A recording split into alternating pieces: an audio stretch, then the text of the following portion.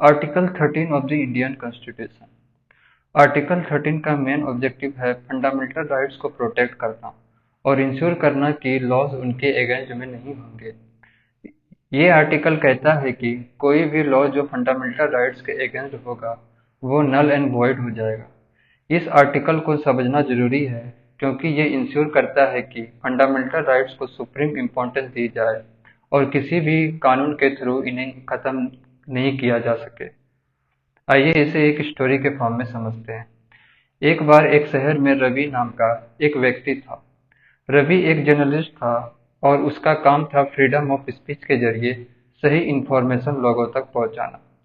लेकिन एक दिन गवर्नमेंट ने एक नए कानून पास किया जिसमें जर्नलिस्ट पर कुछ रेस्ट्रिक्शन लगाई गई थी कि वो कुछ स्पेसिफिक टॉपिक पर लिख नहीं सकते।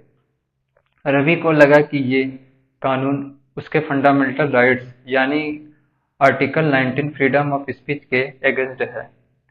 रवि को ये समझ नहीं आया कि वो क्या करे।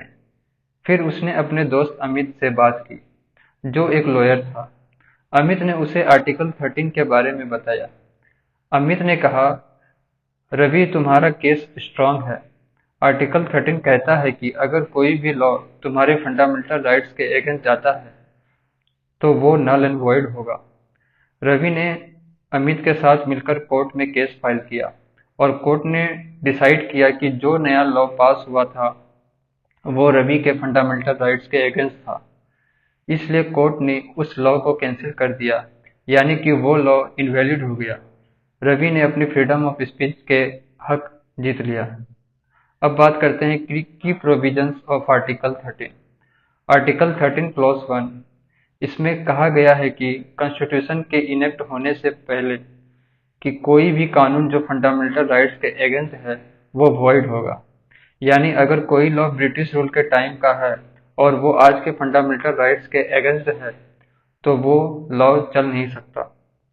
आर्टिकल 13 क्लॉज 2 ये कहा गया है कि स्टेट कोई ऐसा लॉ नहीं बना सकती जो फंडामेंटल राइट्स को वायलेट करे। अगर ऐसा कोई लॉ बनता है तो ऑटोमेटिकली इनवैलिड हो जाएगा। जुडिशियल रिव्यू आर्टिकल 13 का एक इम्पॉर्टेंट फीचर ये है कि ये जुडिशियल रिव्यू की पावर देता है। कोर्ट के पास ये पावर होती है कि वो चेक करे कि कोई भी लॉ फंडामेंटल राइट्स के अगेंस्ट तो नहीं है। अगर है तो कोर्ट उस लॉ को कैंसिल कर सकते हैं। अब देखते हैं रियल लाइफ एग्जांपल। एक रियल लाइफ एग्जांपल लेते हैं जो केशवानंदा भारती केस 1973 से जुड़ा है।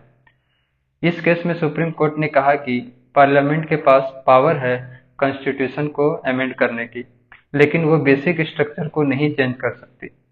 यानी फंडामेंटल राइट्स जैसे right to equality, freedom of speech और राइट टू लाइफ का हमेशा प्रोटेक्शन होगा और पार्लियामेंट ऐसा कोई कानून नहीं बना सकती जो इन राइट्स को खत्म करे।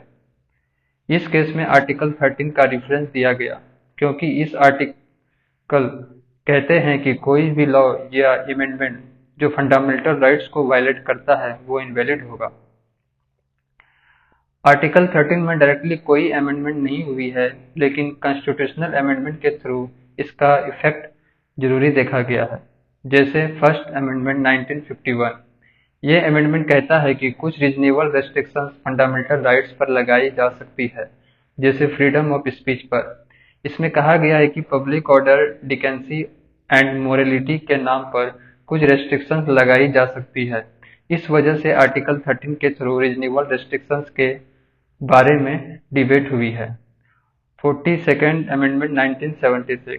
इस अमेंडमेंट ने जुडिशियल रिव्यू की पावर को कम करने की कोशिश की थी, लेकिन मिनर्वा मिल केस 1980 में सुप्रीम कोर्ट ने आर्टिकल 13 को प्रोटेक्ट करते हुए कहा कि जुडिशियल रिव्यू एक बेसिक स्ट्रक्चर है और इसे खत्म नहीं किया जा सकता।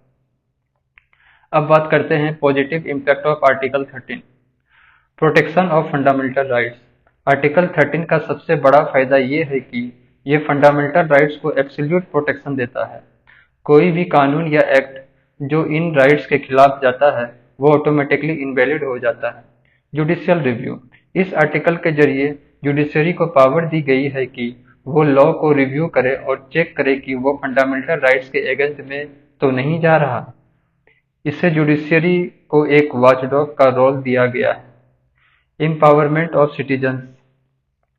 सिटीजन्स को ये आर्टिकल एक लीगल सेफगार्ड देता है जिसे वो किसी भी अनकॉन्स्टिट्यूशनल लॉ के अगेंस्ट फाइट कर सकते हैं। अब बात करते हैं negative impact of article 13। Frequent legal challenges. Article 13 की वजह से हर नया लॉ लीगल चैलेंजेस का सामना करता है, जिसे जिससे कोर्ट केसेस की फ्रीक्वेंसी बढ़ जाती है। हर लॉ को ये टेस्ट पास करना पड़ता है कि वो फंडामेंटल राइट्स के अगेंस्ट तो नहीं है। Over use of judicial review. कई बार जुडिशरी के पास इतनी पावर होने के कारण उसका ओवर यूज हो जाता है। हर केस में जुडिशियल रिव्यू को इन्वोक करने से कोर्ट पे बहुत ज्यादा बर्डन आ जाती है। Law gets delayed. Judicial review के प्रोसेस में कानून का इम्प्लीमेंटेशन डिले हो जाता है जब तक कोर्ट डिसाइड नहीं करती कि लॉ वैलिड है या नहीं।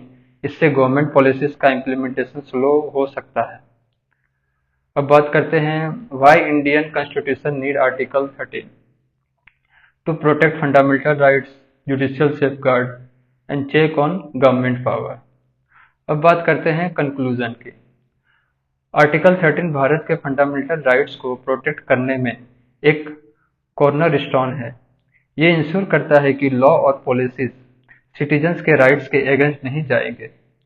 इस आर्टिकल के जरिए जुडिशियल रिव्यू का पावर दिया गया है, जिससे कोर्ट का रोल बढ़ जाता है और सिटीजन के राइट्स को एक लीगल सेफगार्ड मिलता है।